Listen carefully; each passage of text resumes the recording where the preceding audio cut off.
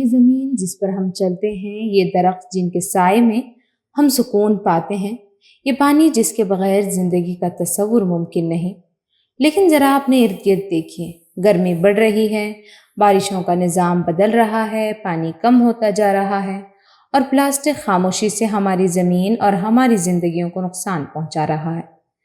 یہ کوئی آنے والے کل کا خطرہ نہیں، ہم آج اسے محسوس کر رہے ہیں، اور اگر ہم نے ابھی بھی غفلت برتی تو وہ دن دور نہیں جب ہماری یہی زمین تھکی ہوئی، زخمی اور بے جان محسوس ہونے لگے گی۔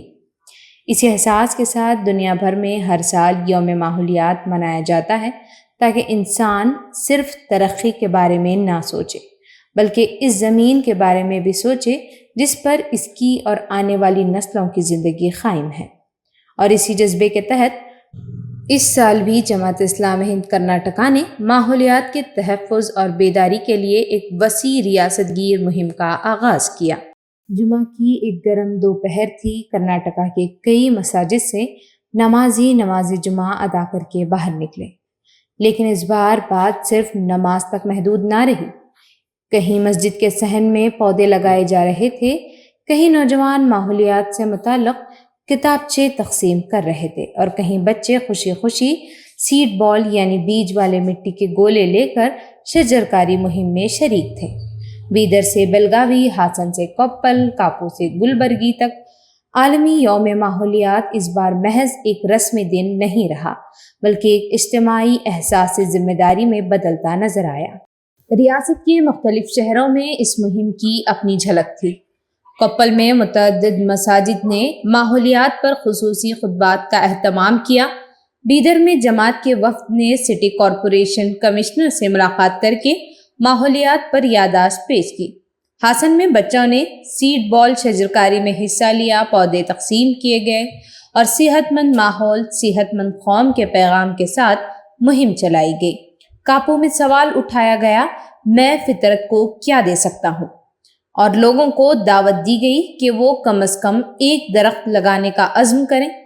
بیلگاوی میں ماحولیاتی تبدیلی کے خطرات، بے وقت بارش، گرمی، سیلاب اور آلودگی پر گفتگو ہوئی، جبکہ ارہلی، میسور، الکل، بلاری اور گلبرگہ میں جماعت اسلامی کے کارکنوں نے عوام الناس کو ساتھ لے کر بڑے پیمانے پر شجرکاری اور بیداری مہمات چلائیں۔ یہ صرف پودے لگانے کی سرگرمیاں نہیں تھیں بلکہ لوگوں کے دلوں میں ماحولیات کے تحفظ کا احساس جگانے کی ایک خاموش مگر پرامید کوشش بھی تھی۔ اس ریاست گیر مہم کے پیچھے جماعت اسلامی ہند کرناٹکا کی ایک سنجیدہ اور دور اندیش منصوبہ بندی کار فرما تھی۔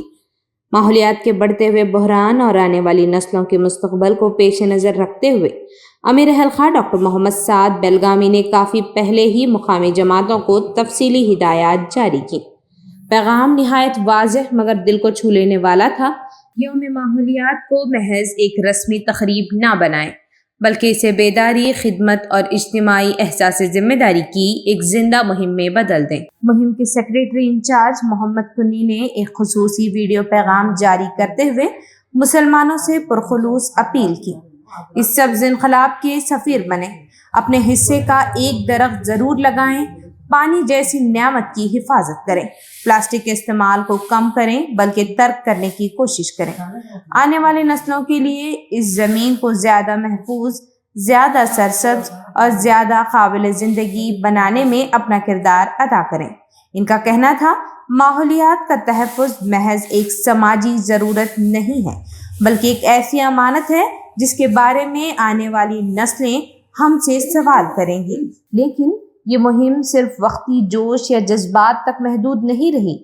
اس شعور کو پائیدار بنانے کے لیے شانتی پرکاشنا نے ماحولیات کے تحفظ پر پریسر سمرکشنے کے عنوان سے ایک خصوصی کتاب شائع کی، تاکہ ماحولیات پر گفتگو محض نعروں تک محدود نہ رہے بلکہ علم، شعور اور ذمہ دارانہ فکر کی بنیاد پر آگے بڑھے۔ اسلام ہمیں کیا سکھاتا ہے؟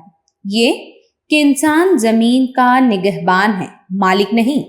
یہ کہ اسراف سے بچو، یہاں تک کہ پانی جیسی نعمت میں بھی اعتدال اختیار کرو، اور یہ کہ ایک درخت لگانا بھی اجر کا ذریعہ بن سکتا ہے۔ اسی لیے کہیں مساجد کے ممبروں سے ماحولیات کا پیغام دیا گیا، کہیں بیداری ریلیاں نکالی گئیں، کہیں پودے لگا کر زمین کو پھر سے سانس دینے کی کوشش ہوئی، کہیں اسکولوں میں بچوں کے دلوں میں فطرت سے محبت جگائی گئی، اور کہیں غیر مسلم بھائیوں کے ساتھ مل بیٹھ کر اس زمین کو بہتر بنانے کی مشترکہ فکر کو آگے بڑھایا گیا۔ تقریباً ہر جگہ دو باتیں بار بار دہرائی گئیں: پانی کی حفاظت اور پلاسٹک سے نجات۔